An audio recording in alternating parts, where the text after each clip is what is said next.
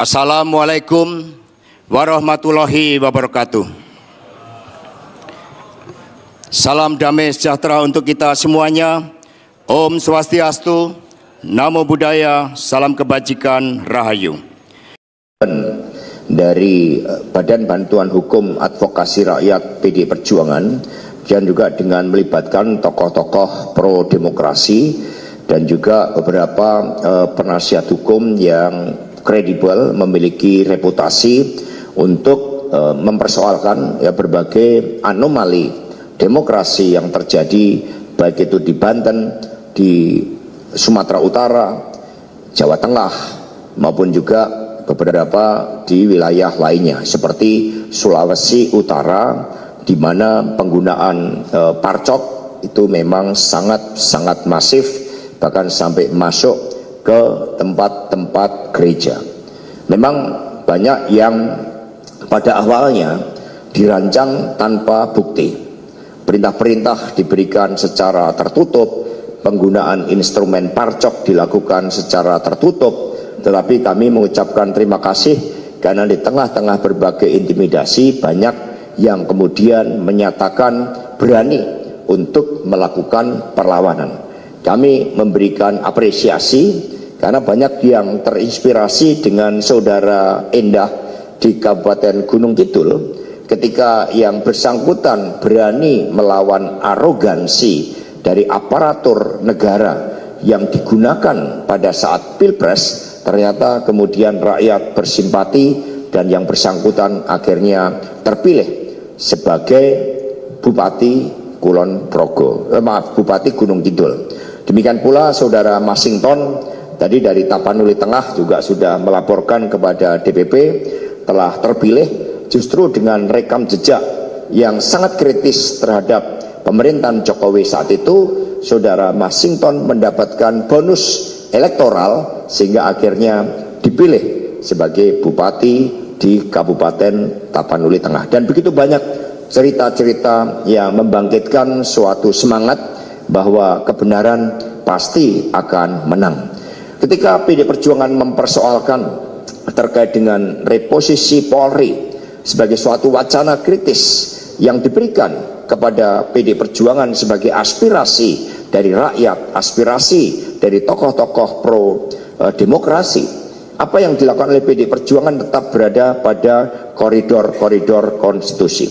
Kami sangat menghormati Polri Merah Putih yang berjuang bagi tegaknya hukum di negeri yang seharusnya sangat demokratis ini. Tetapi di dalam praktek melalui Pilpres 2024 dan Pilkada 2024 yang baru saja selesai, ternyata banyak instrumen-instrumen parcok yang digunakan sebagai alat kekuasaan. Maka kami mengajak kepada seluruh masyarakat Indonesia, mari kita selamatkan demokrasi. Agar apa yang disampaikan oleh Prof. Ikrar Nusa Bakti untuk memulihkan demokrasi yang rusak akibat Jokowi, tidak lagi diperlukan 5 kali pemilu, itu bisa kita percepat apabila rakyat juga berani untuk menegakkan kebenaran di dalam mengungkapkan penyalahgunaan kekuasaan dari alat-alat negara dan sumber-sumber daya negara-negara tersebut. Terima kasih, dan selanjutnya kepada rekan-rekan pers kami berikan kesempatan untuk tanya jawab. Silakan, tolong Pak dibantu. Silakan.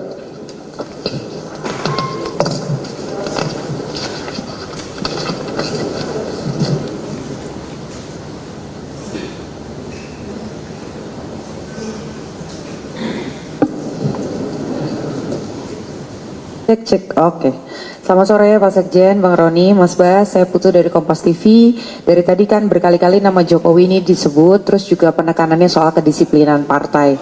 Tentu harapannya masyarakat, rakyat ini bisa tegas, tapi sebelum ke situ kita bahas dulu di partai sendiri. Terakhir memang sudah ada diksi bahwa hubungan dengan Jokowi ini tutup buku. Tapi kan tidak pernah ada pernyataan tegas seperti misalnya waktu Pak Effendi kemarin jelas bertentangan dengan partai, kemudian cat begitu dan suratnya ada. Nah, bagaimana dengan Jokowi? Apakah kemudian ketegasan partai ini juga berlaku untuk Jokowi dan keluarganya? Apakah resmi dipecat atau enggak? Itu aja sih Mas. Mungkin bisa dijawab dengan lantang, baik itu Mas Hasto ataupun juga Mas Bas. Terima kasih. Baik, terima kasih.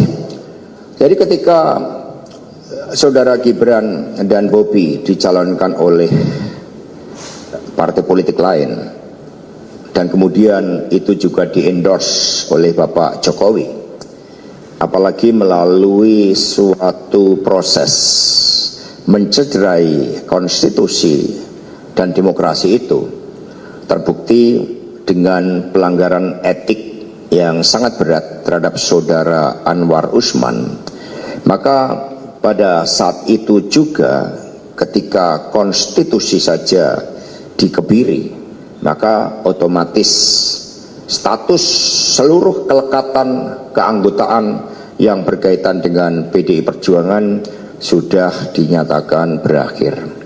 Mengapa? Karena PDI Perjuangan digerakkan oleh suatu cita-cita, dan itu dibuktikan dengan pengiriman surat dari DPC Kota Surakarta, tempat KTA Mas Gibran berasal, yang memberitahukan bahwa berdasarkan undang-undang partai politik dan ADART partai, keanggotaannya secara otomatis berhenti.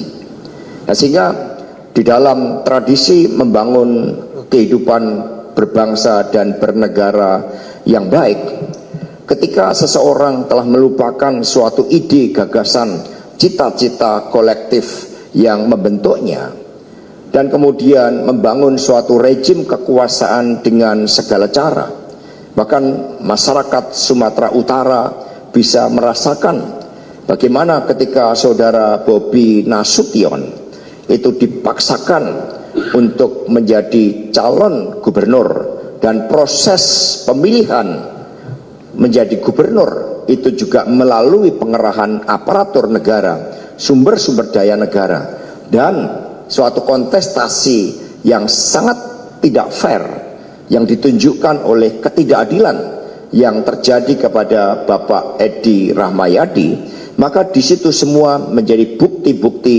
pengingkaran terhadap konstitusi dan demokrasi itu sendiri. Ketika seseorang sudah berkhianat terhadap konstitusi, sudah berkhianat terhadap demokrasi, dan juga menyalahgunakan hukum, maka sanksi dari rakyat itulah yang dibebankan kepada mereka-mereka yang secara sengaja telah merusak demokrasi itu sendiri. Sehingga saudara-saudara sekalian, keanggotaan PDI Perjuangan bukanlah semata-mata pada ada atau tidaknya KTA, tetapi pada komitmen di dalam membangun peradaban kehidupan berbangsa dan bernegara yang baik. PDI Perjuangan percaya pada nilai-nilai Satyam Eva Jayate, sehingga mereka yang menanam angin akan menuai badai. Itulah yang kita yakini sebagai suatu bangsa, karena di dalam sejarah peradaban umat manusia tidak ada kekuasaan otoriter sekuat apapun mampu bertahan kecuali mereka-mereka akhirnya menjadi sisi-sisi gelap dalam sejarah. Ini sebagai contoh bagaimana mereka-mereka yang pada masanya itu dikenal sebagai sosok pemimpin yang begitu kuat, tidak terkalahkan, tetapi akhirnya sejarah mencatat bagaimana mereka menjadi sampah dari sejarah itu. Demikian dari kami, terima kasih. Next. Silakan diatur. Cek. Ya, terima kasih Pak Hasto, Pak Baskara, dan Pak Roni atas penjelasannya.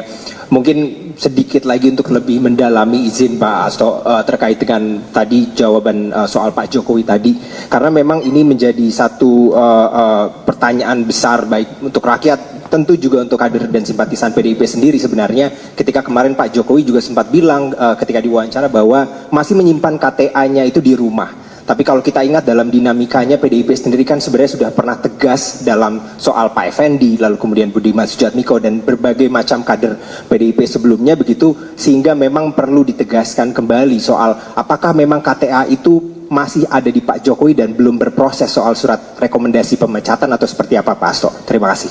Baik, terima kasih. Saya tegaskan kembali Bapak Jokowi dan keluarga sudah tidak lagi menjadi bagian dari PDI Perjuangan, karena cita-cita partai yang diperjuangkan sejak pada masa Bung Karno sejak PNI ketika kita membangun Republik ini sudah tidak lagi sejalan di dalam kebijakan dan praktek-praktek politiknya.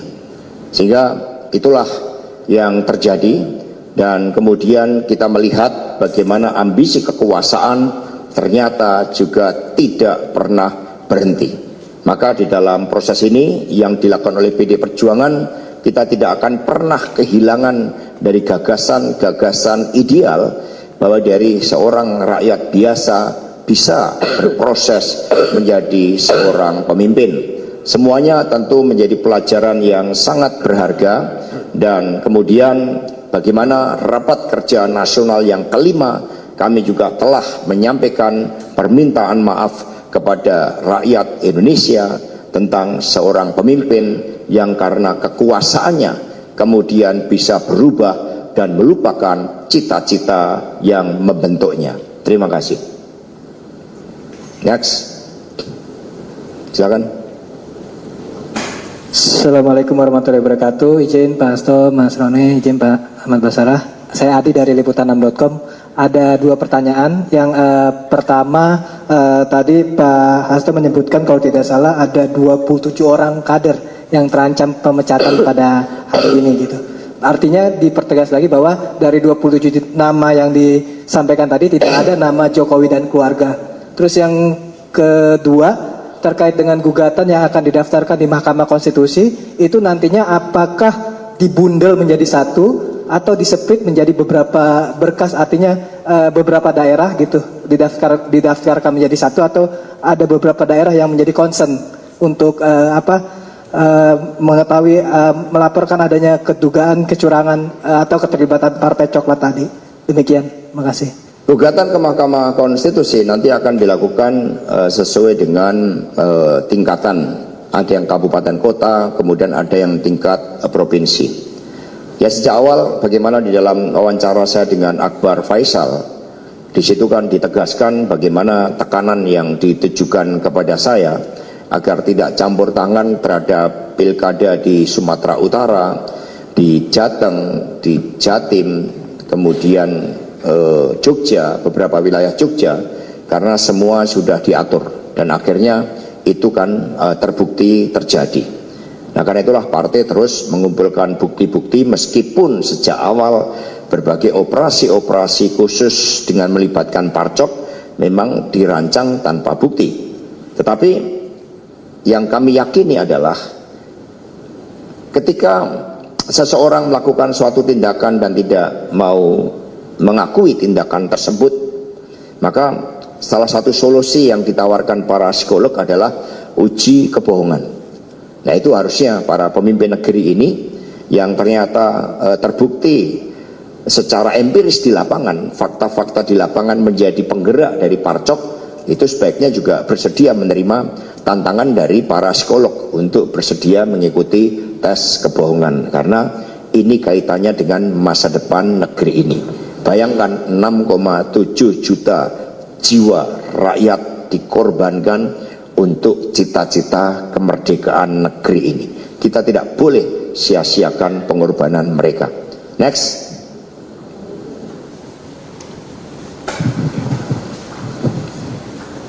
Sore Mas, saya Yogi dari Harian Kompas.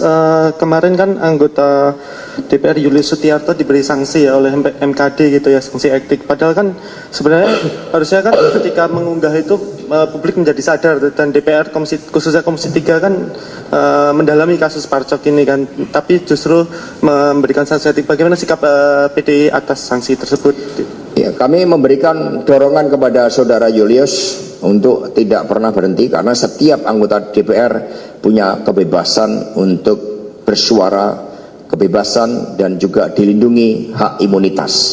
Sehingga apa yang terjadi di MKD juga menunjukkan bagaimana hegemoni kekuasaan itu bekerja, sehingga anggota DPR pun itu sampai diberikan sanksi teguran oleh MKD yang seharusnya memberikan perlindungan bagi setiap anggota DPR RI apapun fraksinya untuk menyuarakan kebenaran. Jadi kami akan memberikan advokasi. Bahkan kalau perlu itu sidang itu juga harus dibuat terbuka supaya masyarakat bisa memahami. Next. Silakan.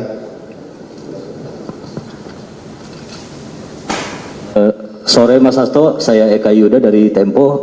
Mas, selain opsi gugatan sengketa di MK, PDIP menyiapkan opsi untuk pansus kecurangan nggak? Karena kan sebelumnya Pilpres juga ada opsi itu ya, cuman di tengah jalan mati gitu.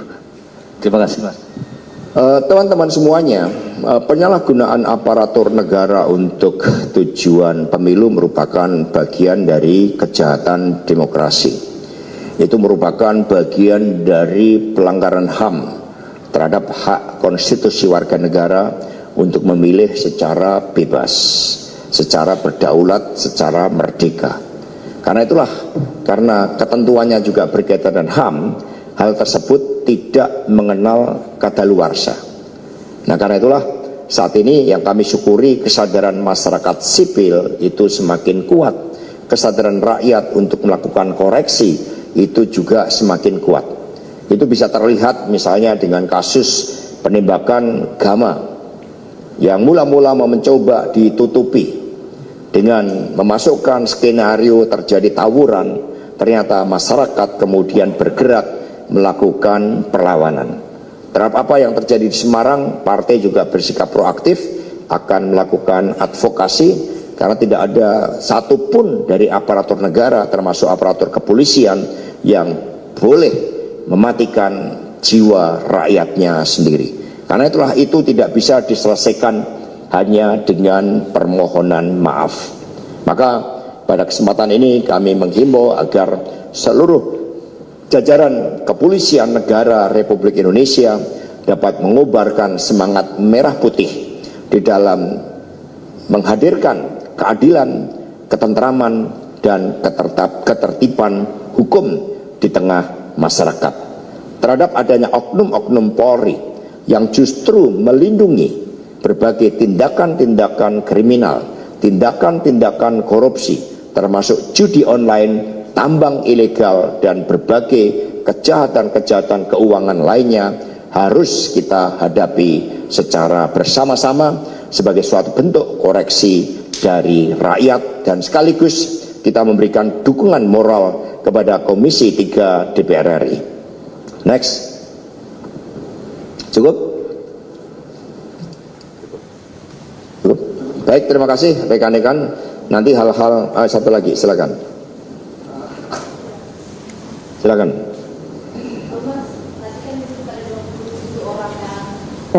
Mas, tadi disebut ada 27 orang yang dipecat, itu kalau boleh di-spill Mas, siapa aja, apakah ada nama? Nanti akan diumumkan ya tanggal 17 Desember ya, bersama-sama sekaligus. Jadi nanti dalam upacara partai kita akan umumkan, sehingga ada protokol partai supaya proses penegakan disiplin itu betul-betul nanti menjadi kesadaran bagi seluruh kader-kader partai. Karena ketika kita masuk di dalam suatu partai politik, kita meluruhkan diri pada suatu kepentingan partai yang lebih besar, yaitu untuk rakyat, bangsa, dan negara. Dan mengakhiri konferensi pers ini, kami sekali lagi mengucapkan terima kasih kepada seluruh rakyat Indonesia, seluruh masyarakat sipil, perguruan tinggi, para lawyer yang menyatakan dukungannya kepada kami. Terima kasih. Wassalamualaikum warahmatullahi wabarakatuh. Om Santi Santi Om Rahayu. Merdeka! Merdeka! Merdeka! Merdeka! Merdeka!